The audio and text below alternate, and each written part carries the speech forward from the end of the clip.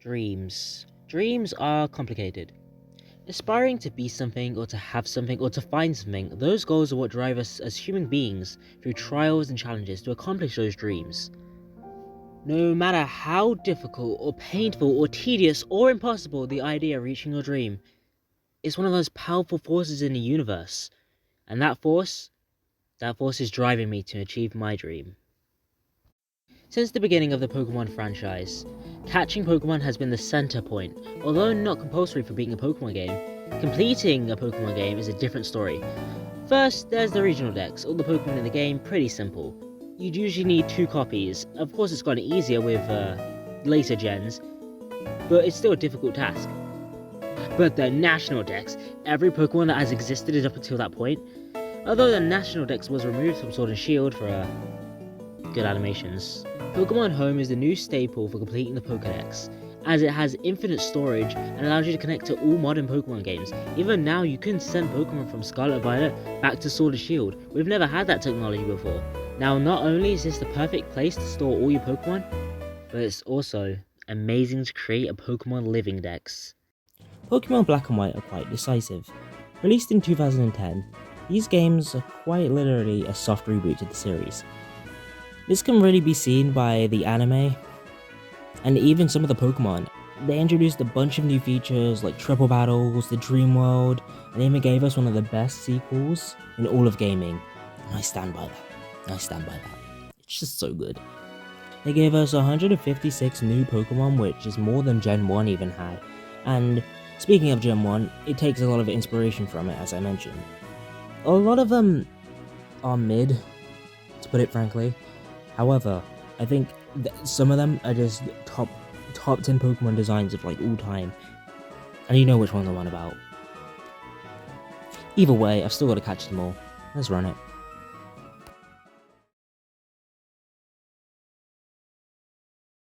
Day 1. So, I was watching Lord of the Rings during this first day, so, it was pretty enjoyable. Obviously, I started off my journey picking my starter, who is, of course, it was going to be Oshawott. Who else would I pick? I destroyed my rivals, my room's a wreck, as he usually is, but the Pokedex, and yeah, we're here, on the adventure. After doing the tutorial, I got Pokeballs, which allowed me to catch Patrat and Leap-Up. We then had our first Zoom meeting right before reaching town, and this is where, the best theme in the game, possibly, question mark?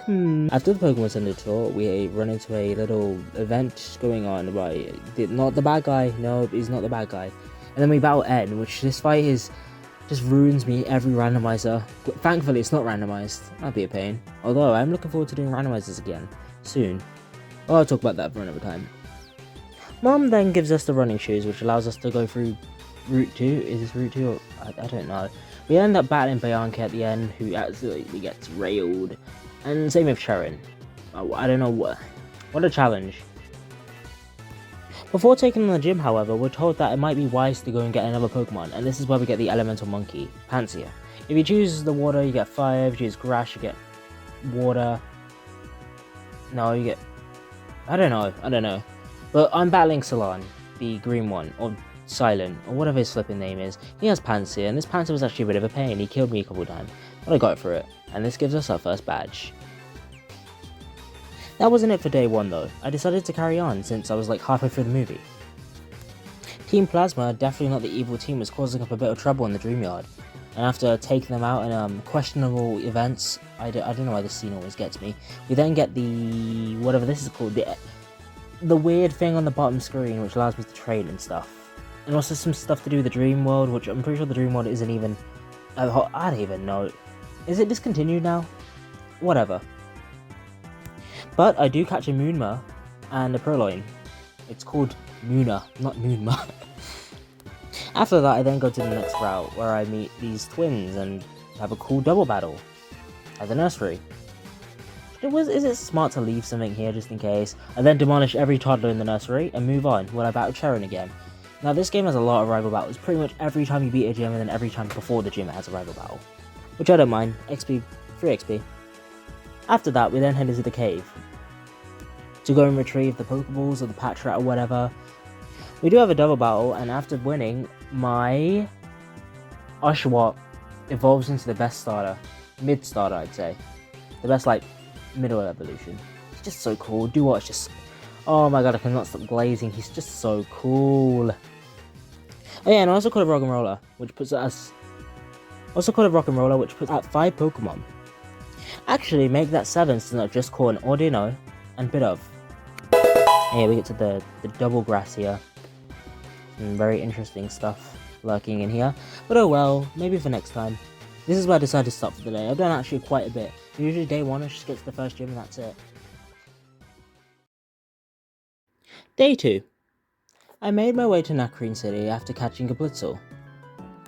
I then make my way to the Pokemon Center, go to the trade center thing. The trade center? Uh-oh. Go to the trade station thing, and receive this. Oh, who gave me this? Was it my alternate Black and White 2 account? Yes, I decided to give myself a shiny Larvitar because why not? The game's already easy, might as well make it fun. But now it's time to grind and go and catch more Pokemon. Adding to the list is Typo and a Timber.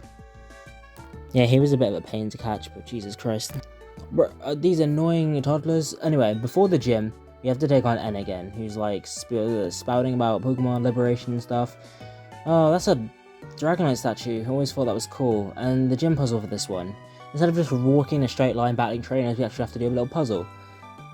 Find the word, go to trainer. Yeah, I remember this. I did this like 50 times by now.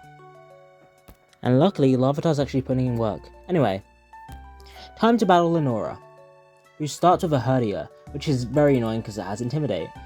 It wasn't too much of a problem. Her problem is Watchdog. Or Watchhog. Does anyone actually call it Watchhog? Like, 1 Retaliate got me to 1 HP. I can't do much again. It's just too powerful. And last, I do beat it on my 3rd try, giving us the 2nd badge. Just before being rudely interrupted by some grunts taking the skull for some reason, because these dumbasses really thought they needed the skull to unlock the secrets of the kingdom or whatever. But we'll worry about that tomorrow. Day 3. Gonna quickly stack up some stuff. Anyway, we need to go to the woods, and I kept on glitching here in the randomizer. I remember that. I just remember old stuff. I'm pretty sure I was on the train, going to, I don't know, family? Either way, we have to go and do this annoying section. Now, on the way, I got a Petalil and a Sawaddle. Also a Venipede. Can't forget about that guy. Before reaching this guy, the evil man, who I stopped and got back the skull. Hooray. Happy days. Oh my god, such a beautiful view. Skyarrow Bridge. It's just top 10 DS moments of my life. It might be even top 3. Just beautiful. Anyway, before rendezvousing with the rest of the gym leaders, or not really, no, I guess these 2 are gym leaders, I get to explore the lovely, lovely city of Castilia, which is New York, so it probably smells like shit. Day 4. Alright, we found Berg, and he's taking us to, oh, we can't go in there. Oh, okay, we can now. We defeated the Team Plasma runs, and ran into the Big Bad, again, with his 2 little henchmen, or the 7 stages, or whatever they're called. 6 stages. Oh my god. Anyway, now that we've done this side quest, we can now go into the bug gym where we can run through honey and get all sticky with a bunch of clowns and grown men. This is not a Diddy party. Oh, hey, everybody know ain't no party like a Diddy party, so.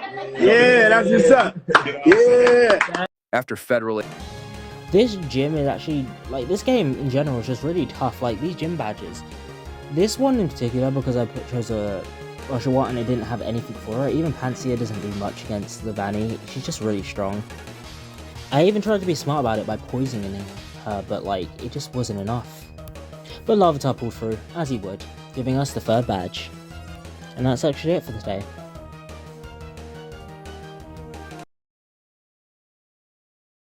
Day 5. This might actually be the shortest day. I got up, beat Bianca, and that was it. Time to battle Tyrion. Oh my god. Servine is very annoying. Even Pansia, again, it's just not a very good fire type, but I still won. Silo's just a goat, what can I say? Oh, Bianca must have, like, broke her thing. I don't even know. I'm in the desert right now, and oh, I was watching Berserk at the time. I didn't realize the skeleton's from Berserk. Wow. I'm even reading it, like, right now as we speak. the thing just happened, and goddamn. Anyway, we made it to Nimbasa City and got a bike, which was pretty cool. But I'm not done yet. I'm gonna go back into the desert, and thankfully I do, because I catch Darumaka, Sandile, and Maractus. I think there's like one more I need. Day 7. Alright, leaving the desert and heading back to Nimbasa, where I do a little dress-up simulator. This is basically, what's that flipping Roblox game everyone's playing right now? Yeah, this is basically Dress to Impress, but like Pokemon edition. And this is before the very, very emotive theme plays. You know, where Bianca's like, no, I don't want to do this anymore. I don't want to do this. I want to stay at home. You must come home. Because I don't know. It's pretty sad. The thought of like leaving home and going on an adventure. But at the same time, you want to be under your parents' protection. At the same time, every bird needs to leave the nest eventually. Speaking of leaving the nest, I must leave for uni soon. I'm going to talk about that, like, probably at the end of the video, maybe, but damn. Anyway, I have a little date with N, which ends with us fighting. This is like a ghetto Gojo moment, I guess. And then, time to take on the 4th gym. Now, my get out of jail free card was Sandile, but Emolga exists, which is really annoying. Emolga's got to be like top 10 most frustrating ones in like any game. Just so annoying. But I have a Larvitar, who's my answer to most of these problems. Taking out like Blitzels, Rich Kids, more Emolgas, and then I make my way to Elisa, the 4th gym leader, who starts off with a double flipping Emolga. Yeah. But she can't swap out, she can't use, what is it? She can't use Volt Switch, so it's fine, you know, like, she gets bodied by Rock Slide. I'm gonna have Rock Slide this early. Yeah, the gym is a joke, and I got my electric badge, giving us the last badge before we quit. Or not quit, we stop. Because this is it now, 4 gyms in. So, let's review.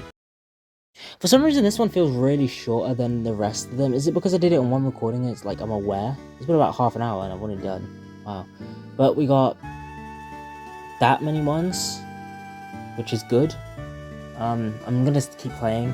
I think my goal is to try and beat this one. Alright, let's have a talk for a bit.